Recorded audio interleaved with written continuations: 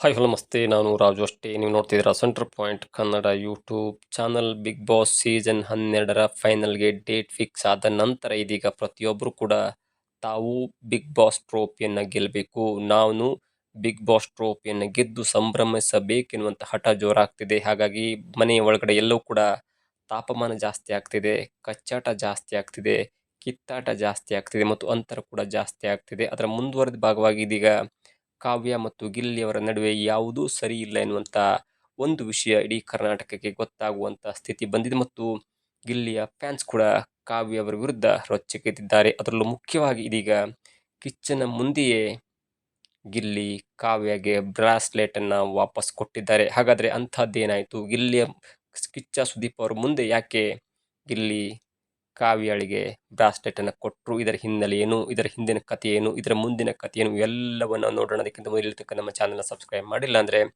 ಈಗಲೇ ಸಬ್ಸ್ಕ್ರೈಬ್ ಮಾಡಿ, ಜೊತೆಗೆ ಕಾಮೆಂಟ್ಗಳ ಮುಖಾಂತರ ತಮ್ಮ ಅಭಿಪ್ರಾಯವನ್ನು ತಿಳಿಸಬಹುದು. ಎಸ್ ವೀಕ್ಷಕರೇ, ಇವತ್ತು ಬಿಗ್ ಬಾಸ್ ಮನೆಯಿಂದ ರಾಸ್ವಿಕಾ ಎನ್ನುವಂಥ ಅಪ್ಪಟ ಅಥ್ಲೀಟ್, ಅಪ್ಪಟ ಸುಂದರಿ, ಅಪ್ಪಟ ಪ್ರತಿಭೆ ಬಿಗ್ ಬಾಸ್ ಮನೆಯಿಂದ ಅಂದರೆ 15ನೇ ವಾರ ಬಿಗ್ ಬಾಸ್ ಮನೆಯಿಂದ ಎಲಿಮಿನೇಟ್ ಆಗಿ ಹೊರಗಡೆ ಹೋಗಿದ್ದಾರೆ. ಅಂದರೆ ಬಿಗ್ ಬಾಸ್ ಮನೆಯಿಂದ ಅವರು ಔಟ್ ಆಗಿದ್ದಾರೆ.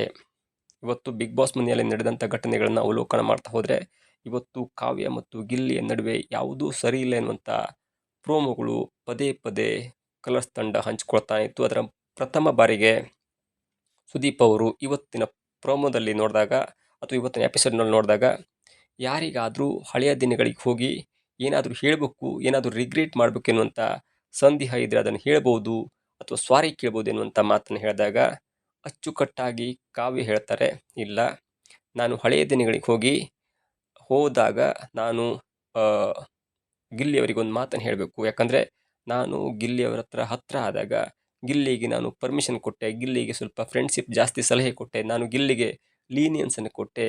ಅದು ಕೊಡದೇ ಇದ್ದರೆ ಇಲ್ಲಿ ತನಕ ಆ ಗೊಂದಲ, ಆ ಕೋಲಾಹಲ, ಆ ಒಂದು ತಮಾಷೆ ಇಲ್ಲಿ ತನಕ ಟ್ರಾವೆಲ್ ಆಗ್ತಿರಲಿಲ್ಲ. ನಾನು ಆಗಲೇ ಸ್ಟಾಪ್ ಮಾಡಬೇಕಿತ್ತು. ಹಾಗಾಗಿ ಗಿಲ್ಲಿ ಇನ್ನು ಮುಂದಾದರೂ ಕೂಡ ನನ್ನನ್ನು ರೇಗಿಸಬೇಡ, ಅದು ನನಗೆ ಇಷ್ಟ ಆಗಲ್ಲ ಎನ್ನುವಂಥ ಮಾತು ನೇರವಾಗಿ ಕಿಚ್ಚ ಸುದೀಪ್ ಅವರ ಮುಂದೆ ಮುಖಕ್ಕೆ ಹೊಡೆದಾಗ ಕಾವ್ಯ ಗಿಲ್ಲಿಗೆ ಹೇಳಿದ್ರು. ಆ ಮಾತನ್ನು ತುಂಬ ಬೇಸರದಲ್ಲಿ ಕೇಳಿಸ್ಕೊಂಡಂಥ ಗಿಲ್ಲಿ ತಲೆಯಲ್ಲಾಡಿಸ್ಕೊಂಡು ತಲೆಯನ್ನು ತಗ್ಗಿಸಿದ್ರು. ಅದು ಕೂಡ ಗಿಲ್ಲಿಯವರ ಫ್ಯಾನ್ಸ್ನ ಎದೆಗೆ ಚುಚ್ಚಿದಂಗಾಗಿತ್ತು. ಅದು ಒಂದು ಕಡೆ ಆಯಿತು. ಎರಡನೇದಾಗಿ ಕೆಲವೊಬ್ಬರಿಗೆ ಟಾಸ್ಕ್ ಕೊಡುವಾಗ, ಕೆಲವೊಬ್ಬರನ್ನ ಅವಕಾಶ ಕೊಟ್ಟಾಗ ತಮಾಷೆಯಾಗಿ ರೇಗಿಸ್ಕೊಂಡು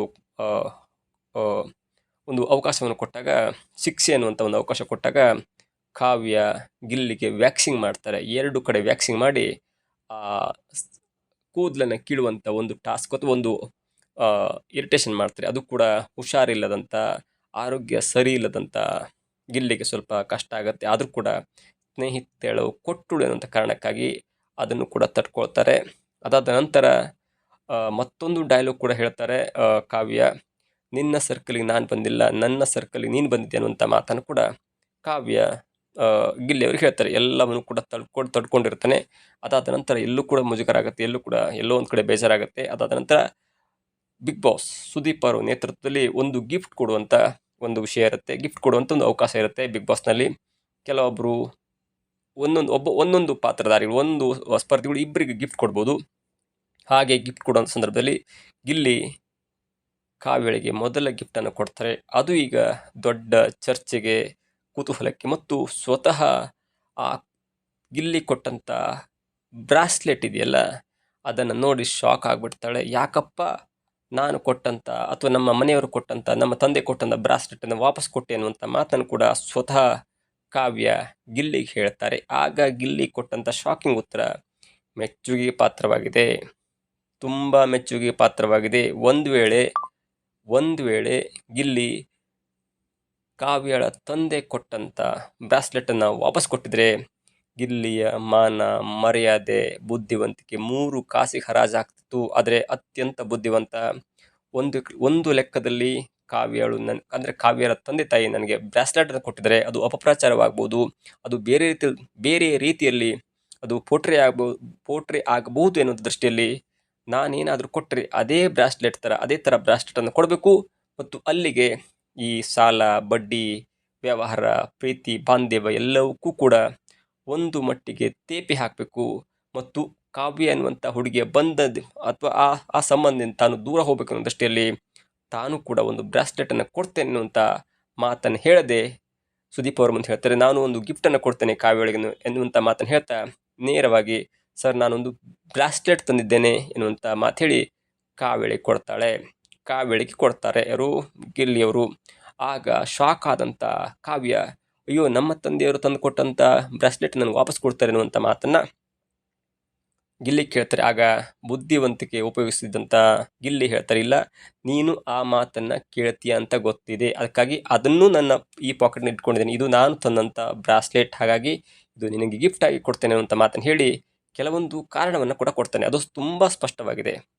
ಒಂದು ತುಂಬ ಜನ ಹೇಳ್ತಾರೆ ಹೊರಗಡೆ ಕೂಡ ಅದನ್ನು ಮಾತಾಡಿರ್ಬೋದು, ಜೊತೆಗೆ ಮನೆಯ ಒಳಗಡೆ ಕೂಡ ಅದು ಮಾತುಕತೆಯಾಗಿದೆ. ನಾನು ಕೂಡ ಕೇಳಿಸ್ಕೊಂಡಿದ್ದೇನೆ. ನಾನು ಆಟ ಆಡ್ತಾ ಕಾವ್ಯಳಿಗೆ ಸಪೋರ್ಟ್ ಆಗಿ ನಿಂತಿದ್ದೇನೆ, ನನ್ನ ಸಹಾಯದಿಂದ ಕಾವ್ಯ ಇಲ್ಲಿ ತನಕ ಬಂದಿದ್ದಾಳೆ ಅನ್ನುವಂಥ ಮಾತು ಮನೆಯವರು ಕೂಡ ಹೇಳ್ತಿದ್ದೆ. ಆದರೆ ನಿಜವಾಗಿಯೂ ಕೂಡ ಅದು ಸುಳ್ಳು. ಏನಾದರೂ ನಾನು ಇಲ್ಲಿ ತನಕ ಬಂದರೆ ಅದಕ್ಕೆ ನಿಜವಾದ ಕಾರಣ ಕಾವ್ಯ ಎನ್ನುವಂಥ ಮಾತನ್ನು ಹೇಳಿ ಜನರ ಮೆಚ್ಚುಗೆಗೆ ಪಾತ್ರವಾಗ್ತಾನೆ ಮತ್ತು ಸತ್ಯವನ್ನು ಒಪ್ಕೊಳ್ತಾನೆ. ಜನರ ಮುಂದೆ ಸತ್ಯ ಒಪ್ಕೊಳ್ದಿದ್ದಿಲ್ಲ, ಅದು ದೊಡ್ಡತನ. ಜೊತೆಗೆ ಅದಕ್ಕೆ ಎಕ್ಸಾಂಪಲ್ ಕೂಡ ಕೊಡ್ತಾರೆ. ಈ ಮನೆಯ ಒಳಗಡೆ ಬಂದಾಗ ನಾಮಿನೇಷನ್ ಆದಾಗ ಅಶ್ವಿನಿ ಗೌಡರು ನನ್ನನ್ನು ನಾಮಿನೇಷನ್ ಮಾಡಿದ್ರು. ಜೊತೆಗೆ ಸ್ವಲ್ಪ ಮಾತುಕತೆ ಆದಾಗ ನಾನು ಹೊಸಬಾಗಿದೆ, ಮಾತುಕತೆ ಆಗ್ತಿರ್ಲಿಲ್ಲ.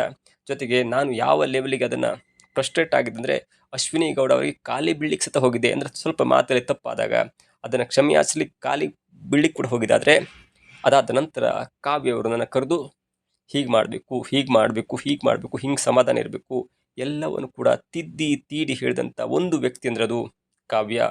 ನಾನು ಕಾವ್ಯಳಿಗೆ ಎಷ್ಟು ಸಪೋರ್ಟ್ ಮಾಡಿದೆನಲ್ಲ ಅದಕ್ಕಿಂತ ಡಬಲ್ ಆಗಿ ನನ್ನ ಪರ ಅವಳು ಸ್ಟ್ಯಾಂಡ್ ತೆಗೆದುಕೊಂಡಿದ್ದಾಳೆ. ನನ್ನ ಪರವಾಗಿ ಅವಳು ಹೆಲ್ಪ್ ಮಾಡಿದ್ದಾಳೆ, ನನ್ನನ್ನು ತಿದ್ದಿದ್ದಾಳೆ, ತಿಳಿದಾಳೆ ಮತ್ತು ಇಲ್ಲೇ ತನಕ ನನ್ನ ಟ್ರಾವೆಲ್ಗೆ ತುಂಬ ದೊಡ್ಡ ಕೊಡುಗೆಯನ್ನು ಕೊಟ್ಟಿದ್ದಾಳೆ ಅನ್ನುವಂಥ ಮಾತನ್ನು ಅಥವಾ ಮೆಚ್ಚುಗೆ ಮಾತನ್ನು ಅಥವಾ ಸತ್ಯವನ್ನು ಒಪ್ಪಿಕೊಂಡಿದ್ದರ ಜೊತೆಗೆ ಗಿಲ್ಲಿ ಹೇಳಿದಂಥ ಮಾತು ಅಕ್ಷರಶಃ ಸತ್ಯ ಆಗಿತ್ತು.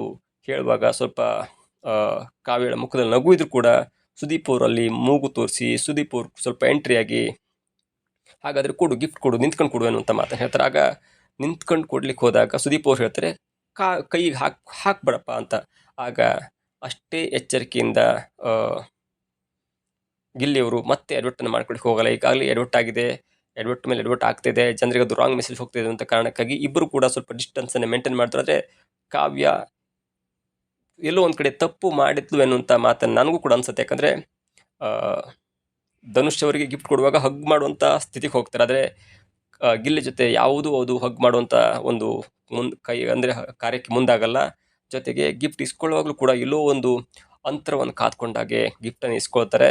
ಜೊತೆಗೆ ಸುದೀಪ್ ಅವ್ರು ಹೇಳ್ತಾರೆ, ನೀವು ಗಿಲ್ಲಿ ಬ್ರಾಸ್ಲೆಟನ್ನು ಕೈಗೆ ಹಾಕು ಎನ್ನುವಂಥ ಮಾತನ್ನು ಹೇಳಿದಾಗ ಸಡನ್ನಾಗಿ ಎಚ್ಚೆತ್ತಂಥ ಕಾವ್ಯ ಬೇಡ ಎನ್ನುವಂಥ ಮಾತನ್ನು ಹೇಳ್ತಾರೆ. ಇದು ಎಲ್ಲೋ ಒಂದು ಕಡೆ ಕಾವ್ಯ ಸ್ವಲ್ಪ ಆತುರದಿಂದ ಕೆಲಸ ಮಾಡ್ತಿದ್ದಾಳೆ ಅನ್ನುವಂಥ ಅಥವಾ ಆತುರದಲ್ಲಿ ಯೋಚನೆ ಮಾಡ್ತಾ ಇದ್ದಾರೆ ಅನ್ನುವಂಥ ಅಥವಾ ಪೂರ್ವಾಗ್ರಹ ಪೀಡಿತವಾಗಿ ಯೋಚನೆ ಮಾಡ್ತಾ ಇದ್ದಾರೆ ಅನ್ನುವಂಥ ಅಥವಾ ಗಿಲ್ಲಿಯನ್ನು ಕಂಪ್ಲೀಟಾಗಿ ದೂರ ಮಾಡಬೇಕು ಎನ್ನುವಂಥ ಒಂದು ಮನಸ್ಥಿತಿ ಕಾವ್ಯಳ ಮನಸ್ಸಲ್ಲಿ ತುಂಬಿಕೊಂಡಿದೆ ಅನ್ನುವಂಥ ಮಾತನ್ನು ಅದು ಜನರಿಗೆ ಅರ್ಥ ಆಗುತ್ತೆ. ಜೊತೆಗೆ ಪದೇ ಪದೇ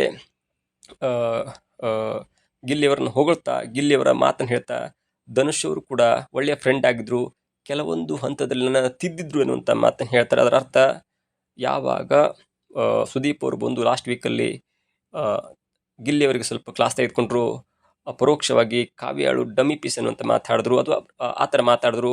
ಅದಾದ ನಂತರ ಧನುಷ್ ಮತ್ತು ಕಾವ್ಯ ಮಾತಾಡಿದಾಗ ಪದೇ ಪದೇ ಧನುಷ್ ಹೇಳ್ತಾರೆ, ಇಲ್ಲ ಗಿಲ್ಲಿ ಇವತ್ತು ಬ್ರಾಸ್ಲೆಟ್ ಕೊಟ್ಟಿದ್ದಾನೆ, ನಾಳೆ ಮದುವೆ ಅಂತಾನೆ, ನಾಡಿದ್ದು ತಾಳಿ ಅಂತಾನೆ, ಎಲ್ಲದಕ್ಕೂ ಕೂಡ ನೀನು ರೆಡಿಯಾಗಿರಬೇಕು, ನೀನು ಅದನ್ನು ಅವಾಯ್ಡ್ ಮಾಡಬೇಕು ಎನ್ನುವಂಥ ಮಾತನ್ನು ಹೇಳಿದಾಗ ಎಲ್ಲೋ ಒಂದು ಕಡೆ ಫ್ಲ್ಯಾಶ್ ಆಗುತ್ತೆ. ಇಲ್ಲ ಇದು ತಪ್ಪು, ನಾನು ಗಿಲ್ಲಿ ಜೊತೆ ಕ್ಲೋಸ್ ಆಗಿರಬಾರ್ದು, ಅದರಿಂದ ನನಗೆ ನೆಗೆಟಿವ್ ನೆರೇಷನ್ ಬಿಲ್ಡ್ ಆಗುತ್ತೆ ಹೊರಗಡೆ. ಜೊತೆಗೆ ಅದು ಕೂಡ ನನಗೆ ಹೊರಗಡೆ ಜಗತ್ತಿಗೂ ಸ್ವಲ್ಪ ಅಪಮಾನ ಆಗುತ್ತೆ, ನಾನು ಗಿಲ್ಲಿಯ ಪ್ರಾಡಕ್ಟ್ ಅನ್ನುವಂಥ ರೀತಿ ಅದು ಪೋಟ್ರೆ ಆಗುತ್ತೆ ಅನ್ನೋ ದೃಷ್ಟಿಯಲ್ಲಿ ಕಾವ್ಯ ಕೂಡ ಸ್ವಲ್ಪ ಬುದ್ಧಿವಂತಿಕೆಯಿಂದ ಈಗ ಗೆಲ್ಲುವ ಅಭ್ಯರ್ಥಿಯಾಗಿರುವಂಥ ಗಿಲ್ಲಿಯನ್ನು ಡಿಸ್ಟೆನ್ಸ್ ಮೇಂಟೈನ್ ಮಾಡೋದ್ರ ಮುಖಾಂತರ ಎಲ್ಲೋ ಒಂದು ಕಡೆ ಮುಂದಿನ ವಾರದಲ್ಲಿ ಫೈನಲ್ಗೆ ಹೋಗೋದ್ರೊಳಗಾಗಿ ಎಲಿಮಿನೇಷನ್ ಆಗಿ ಹೋಗ್ತಾರೆ ಅನ್ನುವಂಥ ವಾತಾವರಣ ಸೃಷ್ಟಿ ಮಾಡಿಕೊಂಡಿದ್ದು ಸ್ವತಃ ಕಾವ್ಯ ಅಂತ ಹೇಳ್ಬೋದು. ಇನ್ನು ಅಶ್ವಿನಿ ಅವರ ವಿಚಾರಕ್ಕೆ ಬಂದಾಗ ಅವರೇನೇನು ಕಿಚ್ಚನ ಚಪ್ಪಾಳೆ ತೆಗೆದುಕೊಂಡ ನಂತರ ಇದೀಗ ಅವರು ವೋಟನ್ನಾಗಿ ಕನ್ವರ್ಟ್ ಮಾಡೋ ದೃಷ್ಟಿಯಲ್ಲಿ ತುಂಬ ಹೋರಾಡ್ತಿದ್ದಾರೆ. ರಕ್ಷಿತಾ ಶೆಟ್ಟಿ ಅವ್ರ ಜೊತೆ ಸಾರಿ ಕೇಳಿದ್ರ ಜೊತೆಗೆ ಗಿಫ್ಟನ್ನು ಕೊಡುವಾಗ ಗಿಲ್ಲಿಗೆ ಗಿಫ್ಟ್ ಕೊಡೋದ್ರ ಜೊತೆಗೆ ಗಿಲ್ಲಿಯ ತಂದೆ ತಾಯಿಯವರಿಗೆ ಗಿಫ್ಟ್ ಹೋಗಬೇಕು, ಒಳ್ಳೆಯ ಮಗನಾಗಿ ತಂದೆ ತಾಯಿಯನ್ನು ನೋಡ್ಕೋ, ನನಗೆ ನಿಮ್ಮ ತಂದೆ ತಾಯಿ ಅಂದರೆ ಭಾರಿ ಇಷ್ಟ ಎನ್ನುವಂಥ ಮಾತನ್ನು ಹೇಳಿ ಒಂದು ಕಡೆ ಗಿಲ್ಲಿಯ ಫ್ಯಾನ್ಸ್ನ ಮತವನ್ನು ಸೆಳೆಯುವ ದೃಷ್ಟಿಯಲ್ಲಿ ಒಂದು ದೊಡ್ಡದಾದಂಥ ಪ್ಲ್ಯಾನ್ ಕೂಡ ಅಶ್ವಿನಿ ಅವರು ಹಾಕ್ಕೊಂಡಿದ್ದಾರೆ ಕೂಡ ಮೇಲ್ನೋಟಕ್ಕೆ ಅರ್ಥ ಆಗುತ್ತೆ. ಆದರೆ ಕಿಚ್ಚ ಸುದೀಪ್ ಅವ್ರ ಮುಂದೆ ಗಿಲ್ಲಿ ಕೊಟ್ಟಂಥ ಬ್ರಾಸ್ಲೆಟ್, ಅದು ಯಾರಿಗೆ ಕಾವ್ಯಾಳಿ ಕೊಟ್ಟಂಥ ಬ್ರಾಸ್ಲೆಟ್ ಇದೀಗ ದೊಡ್ಡ ಮಟ್ಟದ ಚರ್ಚೆ ಆಗ್ತಿದೆ. ಅಥವಾ ಮುಯ್ಯಿಗೆ ಮುಯ್ಯಿ, ಸೀಡಿಗೆ ಸೀಡು, ಉಡುಗರಿಗೆ ಉಡುಗೊರೆ ಅನ್ನೋ ದೃಷ್ಟಿಯಲ್ಲಿ ಇದೀಗ ಎಲ್ಲ ಕಡೆ ಮಾತುಕತೆ ಆಗ್ತಿದೆ. ಮುಂದಿನ ದಿನಗಳಲ್ಲಿ ಈ ಬ್ರಾಸ್ಲೆಟ್ ಎಕ್ಸ್ಚೇಂಜ್ ಯಾವ ಮಟ್ಟಿಗೆ ಸದ್ದು ಮಾಡುತ್ತೆ ಅನ್ನೋದು ಕೂಡ ಕಾದು ನೋಡಬೇಕಾಗಿದೆ. ಇದಾಗುತ್ತೆ ಇವತ್ತಿನ ವಿಶೇಷ. ನೋಡ್ತಾ ಇರಿ centre Point Kannada YouTube channel.